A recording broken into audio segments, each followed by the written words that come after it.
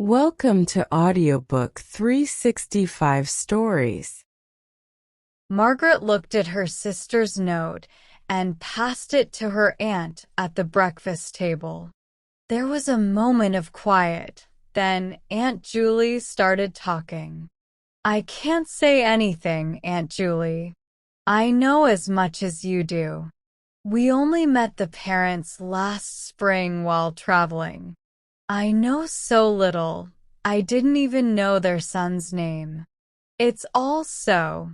She waved her hand and chuckled a bit. "If that's the case, it's too sudden." "Who knows, Aunt Julie? Who knows? But, Margaret, we can't ignore reality now. It's too sudden." "Who knows? But, Margaret." "I'll go get her other letters," said Margaret. "No, I won't. I'll finish breakfast. Actually, I don't have them.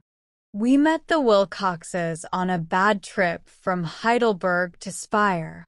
Helen and I thought there was a great old church in Speyer. The Archbishop of Speyer was one of the 7 electors, you know. Speyer, Mainz, and Cologne. Those 3 cities once controlled the Rhine Valley and gave it the name Priest Street. I still feel worried about this, Margaret."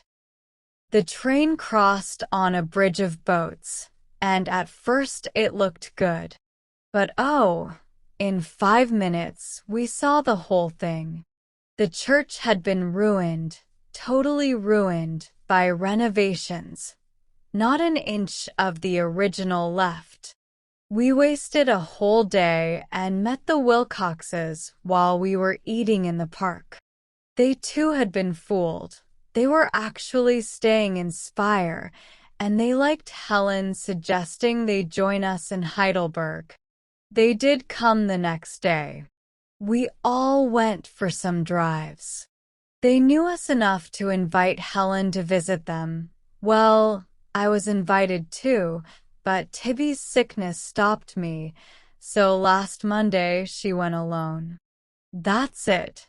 You know as much as I do now. It's a young man from nowhere. She was supposed to come back Saturday, but postponed till Monday, maybe because of, I don't know. She stopped and listened to the sounds of a London morning. Their house was in Wickham Place, fairly quiet, because tall buildings blocked the noise from the main street. It felt like a quiet corner or a river mouth, where the water flowed in from the sea and went silent while the waves outside kept crashing. Though the tall buildings were expensive flats with big entrance halls full of doormen and plants, they served their purpose and brought some peace to the older houses across the street. These tall buildings would also be taken down eventually, and new ones would be built in their place, as more and more people crowded onto the precious land of London. Mrs. Munt had her own way of understanding her nieces. She thought Margaret was a bit nervous and was trying to delay by talking a lot. Being diplomatic, she complained about Speyer's fate and said she would never, ever visit it, adding that the Germans didn't understand restoration properly. Germans, she said, are too thorough. Sometimes it's good, but other times not. Exactly, said Margaret. Germans are too thorough. Her eyes sparkled. Of course, I see you Schlegels as English, said Mrs. Munt quickly. English through and through. Margaret leaned closer and patted her hand. Oh yes, Aunt Julie, I am thinking about Helen's letter. I know, I should go and see her. I am thinking about her. I plan to go. But go with a plan, said Mrs. Munt, a bit annoyed. Margaret, if I may suggest, don't be caught off guard. What do you think of the Wilcoxes? Are they like us? Are they good people? Could they understand Helen, who is a very special person in my opinion? Do they care about books and art? That's very important. Books and art. Very important. How old is the son? She says younger son. Is he ready for marriage? Will he make Helen happy? Did you find out? I found out nothing. They both started talking at once. In that case, I can't make any plans, you see. On the contrary, I hate plans. I hate having to decide. Helen isn't a child. In that case, my dear, why go? Margaret stayed quiet. If her aunt couldn't understand why she had to go, she wouldn't explain. She wouldn't say, I love my sister. I need to be with her during this hard time. Love is quieter than strong feelings, and it shows itself more subtly. If Margaret ever fell in love with someone, like Helen, she would shout it out. But since she loved only her sister, she used silent sympathy. I see you as unique girls, Mrs. Munt continued, very special and in many ways wiser than your age suggests. But don't be upset. Honestly, I don't think you're ready for this. It needs someone older. I have no reason to rush back to Swanage. She opened her arms wide. I'm here for you. Let me go to this house, whose name slips my mind instead of you. Aunt Julie. Margaret stood and kissed her. I have to go to Howard's End myself. You don't quite understand, though I can't thank you enough for offering. I do understand, Mrs. Munt replied confidently. I won't interfere. I just want to find out things. That's important. Now, I'll be blunt. You might say the wrong thing. I'm sure you would. You might accidentally offend the Wilcoxes with one of your spontaneous questions. Not that offending them would bother you. I won't ask any questions. Helen wrote to me saying she and a man are in love. There's nothing more to ask as long as she sticks to that. Everything else doesn't matter. A long engagement if needed, but inquiries, questions, plans, no, Aunt Julie, no. Off she went. Not stunningly beautiful or incredibly clever, but bursting with energy and always genuine in her reactions to life's challenges. If Helen had said the same to me about a shop assistant or a poor clerk. Dear Margaret, come into the library and close the door. Your helpful maids are dusting the banisters.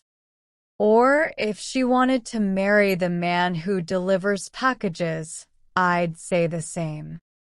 Then, with a twist that convinced her aunt she wasn't crazy and others that she wasn't just talking, she added, although with the package man, I'd prefer a very long engagement indeed, I must admit. Quite right, said Mrs. Munt, though I don't quite follow you. Imagine if you said something like that to the Wilcoxes. I get it, but most people would think you're nuts. It'd be confusing for Helen. What's needed is someone who'll take things slowly, see where they're headed. Margaret disagreed. But you suggested just now the engagement should end. I think it probably should, but slowly. Can you end an engagement slowly? Her eyes lit up. What do you think an engagement is made of? I think it's made of strong stuff that might bend but won't break. It's different from other connections in life. They can stretch or bend. They're flexible. Engagements are different. Exactly. But why not let me go to Howard's End and spare you all the trouble? I won't interfere, but I do understand what you Schlegels want, so a quick visit will be enough for me. Margaret thanked her again, kissed her again, then hurried upstairs to see her brother. He wasn't feeling well. The hay fever had bothered him all night. His head hurt, his eyes were watery, and he complained about his nose. The only thing keeping him going was the thought of Walter Savage Landor, from whose imaginary conversations Margaret had promised to read to him often during the day. It was tricky. Something needed to be done about Helen. She needed to be reassured that falling in love at first sight wasn't a crime. A telegram would be cold, and a personal visit seemed more impossible by the minute.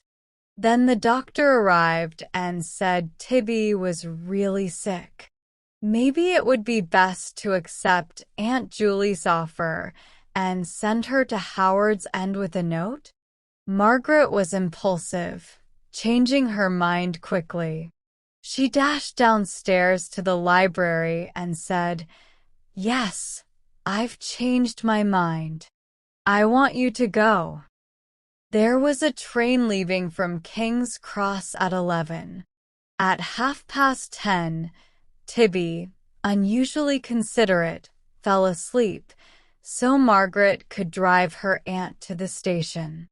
Remember, Aunt Julie, don't get into discussing the engagement. Give my letter to Helen and say whatever you feel, but avoid talking to the relatives. We barely know their names, and besides, it's rude and wrong. Rude, Mrs. Munt asked, worried she missed something clever. I used a fancy word. I just meant, please only talk about it with Helen. Only with Helen. But it wasn't the time to explain love's personal side. Even Margaret didn't want to delve into it, so she contented herself with holding her aunt's hand and thinking, partly sensibly and partly poetically, about the journey starting from King's Cross. Like many who have spent a long time in a big city, Margaret had strong feelings about the different train stations. They are doors to new and exciting things. Through them, we venture into adventures and sunny days, but sadly, we always return to them. In Paddington, all of Cornwall waits, and the far west. Liverpool Street leads to flatlands and endless lakes. Scotland is reached through Euston's Arches, and behind the bustling chaos of Waterloo lies Wessex. Italians understand this well. Those who work as waiters in Berlin call the Anhalt-Bahnhof the Stazione d'Italia because it's how they return home.